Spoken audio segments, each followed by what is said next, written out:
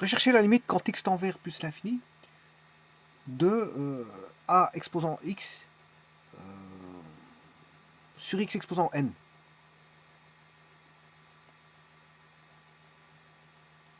A exposant x sur x exposant n. On va tracer la fonction a exposant x. Je vais mettre un curseur entier. Moins 5. On va mettre de moins 10 à 10. Il est entier.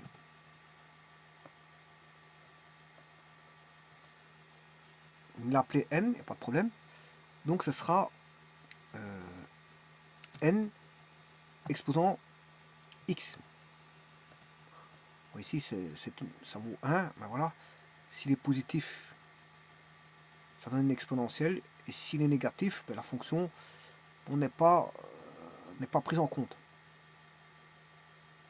Donc le n ici, vous aurez compris que je ne peux pas mettre du négatif.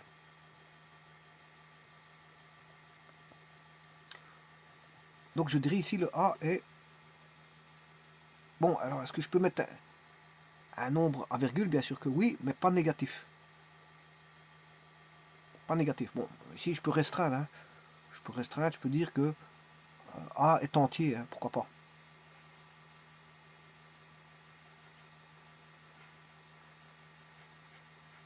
Entier naturel.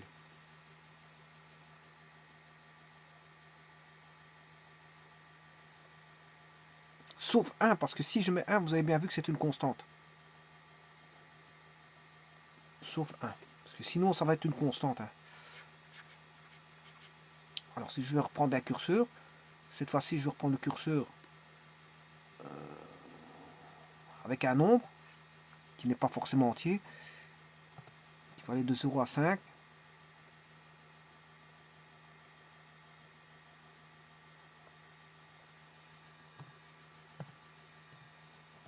Ah, s'il vaut 1, là, il peut être voilà, décimal. Peut-être décimal. Bon, il ne peut pas valoir 1. Alors, s'il vaut 0,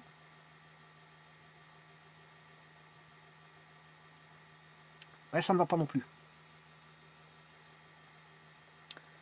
Donc, je dirais, je vais changer le domaine de ça, de A.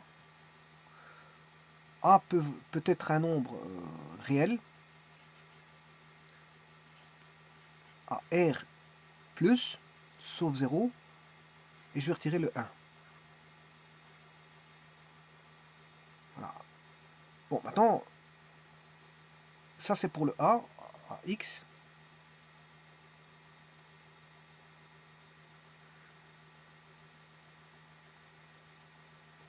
Et maintenant, je vais mettre X exposant N. Par contre, là, je vais mettre un curseur entier. Je vais l'appeler N. Il peut être entier. Alors, on va aller de moins de 0 à 30, par incrément de 1. Et là, on a X exposant N.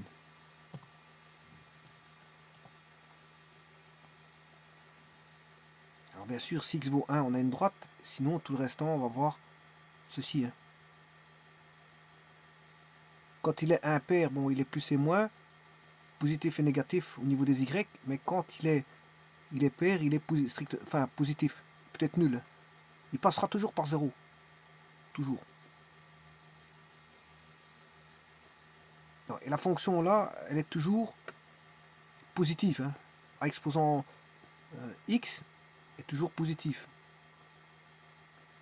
Je dirais même strictement positif parce qu'il y a une asymptote horizontale en y égale 0.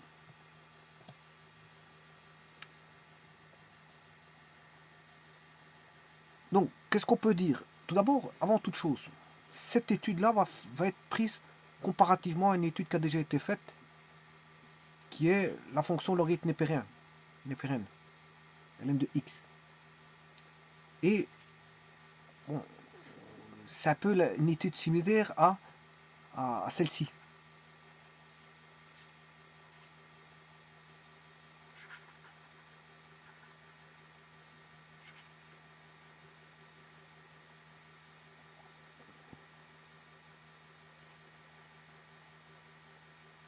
Voilà, cette unité est similaire à celle-ci.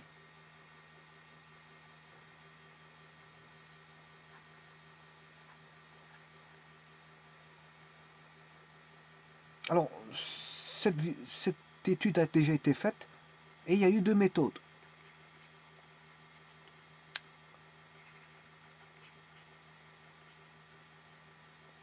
Alors, je me basais sur la méthode de ici pour pouvoir faire la méthode ici de recherche de cette expression. Alors, je rappelle que ln de x, c'est ceci. Et si je fais le rapport, P sur G, on a quelque chose de spécial. Hein.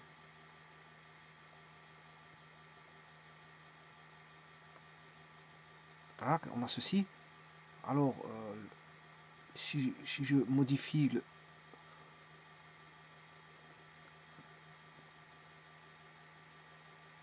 n, vous voyez qu'est-ce que ça donne? On a toujours une asymptote, et ça a été vu, y égale 0. On a une asymptote y égale 0, toujours, de cette fonction-là. Ça a été étudié par une méthode 1 et 2, comme je vous ai dit. Maintenant, je vais voir f à exposant x sur x exposant n. Je vais faire f sur g. Voilà, et ça donne ça. Donc, pas confondre les deux fonctions.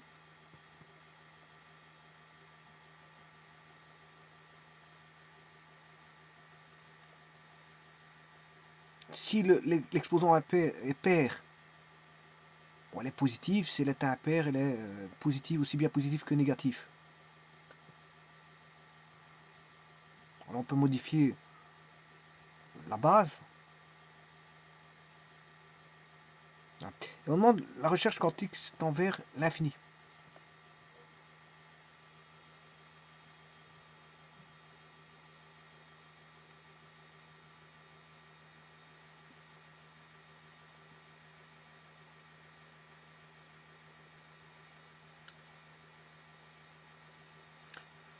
La limite quantique tend vers plus l'infini.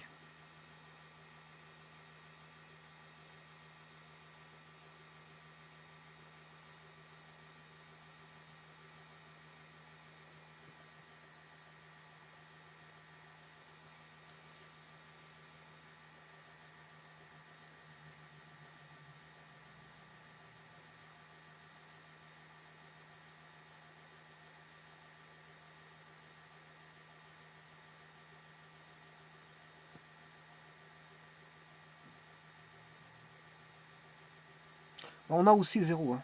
Bon. Alors, je vais me baser sur la seconde méthode, comme je l'ai dit. Donc, le domaine, qu'est-ce que c'est ici X, comme je dis, le A appartient à R plus, sauf 0 et 1. Ça, c'est une chose. Le X doit être différent de 0. Parce que X exposant N passe toujours par 0. Hein. Je vous l'ai dit. Si je vais chercher la fonction X exposant N, bah, cette fonction-là, je vais retirer la rouge, bien sûr. Voilà, cette fonction, la mauve, cette fonction-là passe toujours par 0, 0. Et je vous ai dit que quand elle était impaire, on a aussi bien du positif que du négatif en Y, mais si elle est paire, elle est toujours positive. Voilà, donc ici le domaine c'est de X, X appartenant à R sauf 0.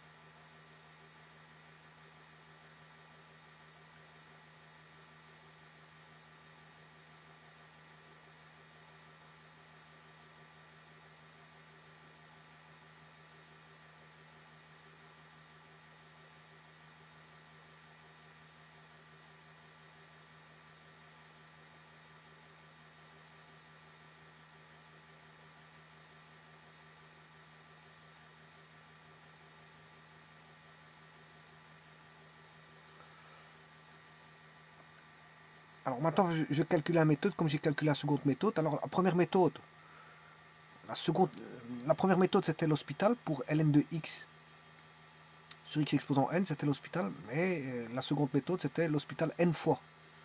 Et donc ici, je vais appliquer l'hospital n fois, en une fois bien sûr. Hein. L'hospital n fois en une fois.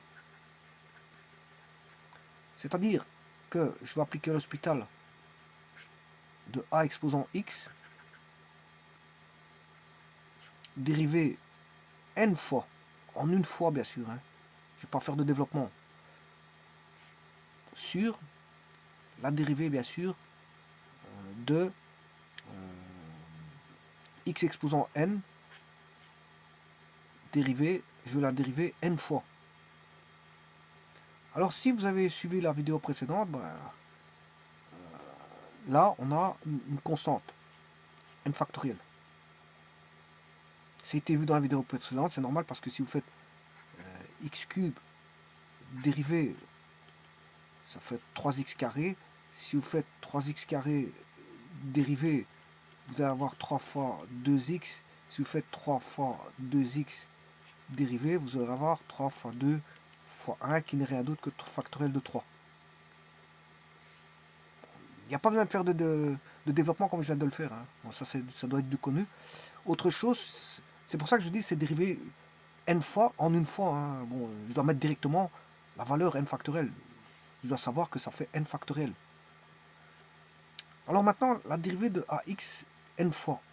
Eh bien, sachant que la dérivée de ax dérivée une fois, ben, c'est ax ln de a.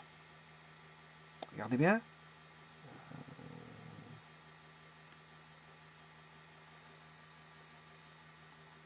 Ouais, enfin bref, c'est ax ln de a, je vous le dis. Croyez-moi sur parole, c'est bon. Je peux le faire par GeoGebra, mais c'est ça. Il n'y a pas de problème pour ça. Mais si je le dérive n fois, alors ax c'est toujours ax. Hein. Dérivée de ax c'est toujours ax. Donc si je dérive n fois ax, ben, c'est comme si j'avais dérivé ax n fois, et comme si j'avais dérivé ln de a, enfin, on aura ln de fois qui va se présenter n fois. Donc on aura ln de n. Alors, enfin, c'est pas très bon ce que je raconte, mais enfin bref. Ce que je veux dire ça autrement. Si je dérive ax, je peux faire le développement, hein, mais bon, pour 2, 3, et puis vous montrer, conjecturer, c'est pas un problème. ax ln de a, si je dérive une fois, ben, c'est toujours ax.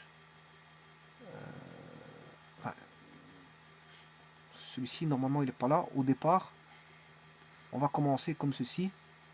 Ça, c'est ax ln de a. Mais maintenant, si je prends ax ln de a dérivé, ça fait ax ln de a. Mais comme il y avait déjà ln de a, ça fait ax ln carré de a.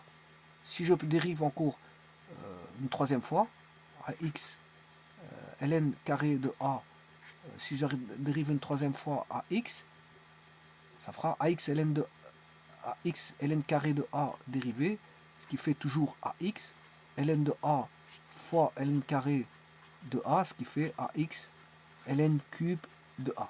Vous aurez compris que ici c'est toujours ax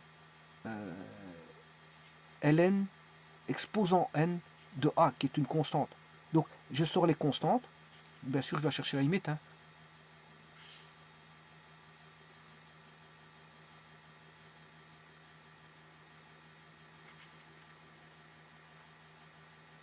Quand x tend vers l'infini, plus l'infini,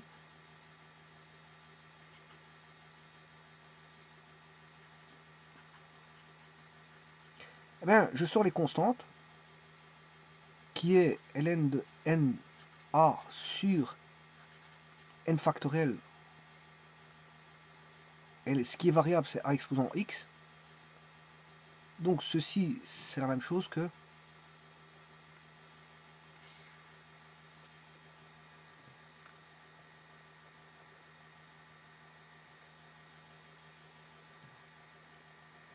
de calculer la limite de a exposant x avec les constantes qui sont en dehors.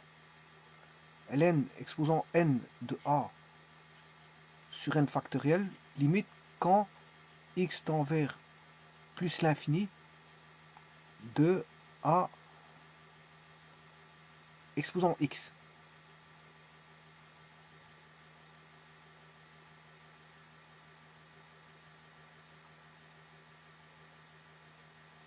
Alors ceci c'est une constante qui vaut au grand K, limite quand x tend vers plus l'infini de a exposant x.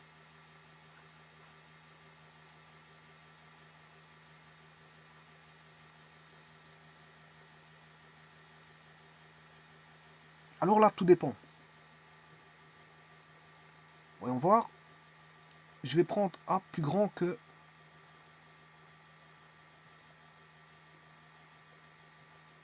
Voilà, ça c'est la fonction.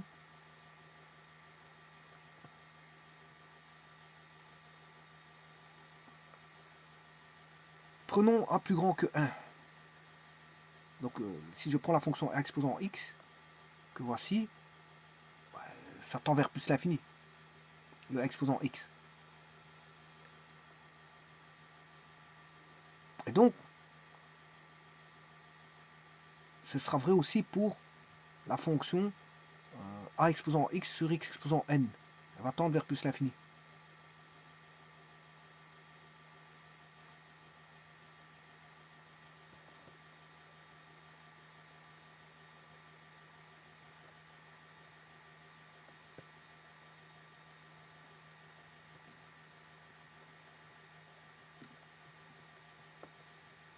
Elle tend toujours vers plus l'infini.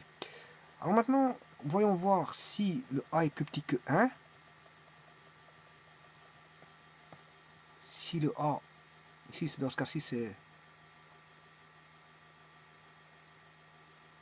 Voilà, le a plus petit que 1, ça s'inverse.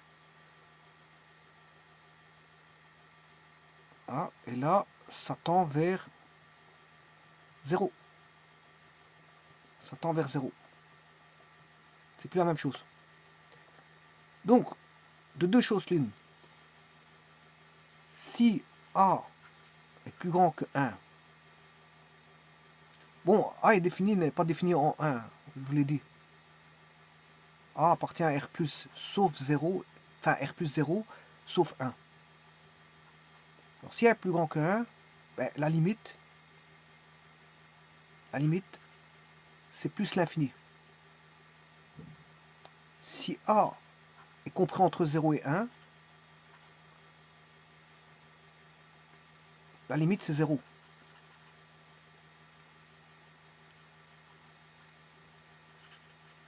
La limite égale 0. La limite égale plus l'infini. Bien sûr, quand x tend vers plus l'infini. Donc ici, on a deux réponses possibles, suivant A. Si A est plus grand que 1, si A est compris entre 0 et 1. La limite, quand x tend vers plus l'infini,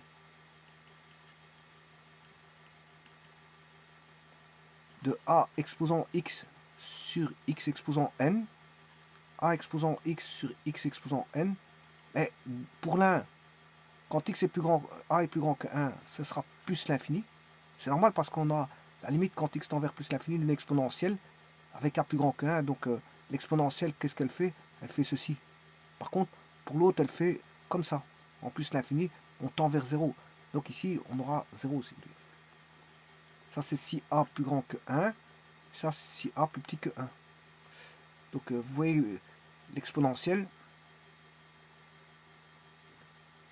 Ça, c'est l'exponentielle. Vous voyez, 0,8, c'est plus petit que 1. Ça tend vers 0. Dès le moment où je suis plus l'exponentielle à la base a est plus grande que 1, elle tend vers plus l'infini, et quand elle est plus petite que 1, elle tend vers 0. Donc ça a une incidence sur le calcul de limite finale, puisque ici ça revient à calculer la limite quand en plus l'infini de a exposant x. Hein. Voilà. Et donc ici on a dû appliquer une méthode de calculer Hospital n fois en une fois. Je rappelle que c'est n fois en une fois. J'ai pas dû faire n fois la dérivée, hein.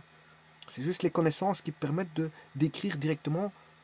Voilà, normalement ça je dois pas mettre là. J'ai mis ça pour expliquer, mais encore une fois, normalement je ne peux pas mettre ça. Puisque l'écriture n fois en une fois, je dois marquer directement voilà, que c'est ax ln de a sur n factoriel. Voilà, parce que c'est évident, c'est d'une évidence. Il n'y a pas besoin de faire de développement. On peut conjecturer après 2-3 développements, mais si à ce moment-là, on l'a pas fait, on n'a pas dérivé n fois en une fois, là, vous aurez conjecturé sur 3-4 fois, sur base de 3-4 dérivés, hein. Voilà, donc ça veut dire que vous devez mettre directement la formule. Ax exposant n fois, mais c'est ax ln de, a exposant x, ln de n exposant ln exposant n de a. Voilà, il faut mettre ça directement.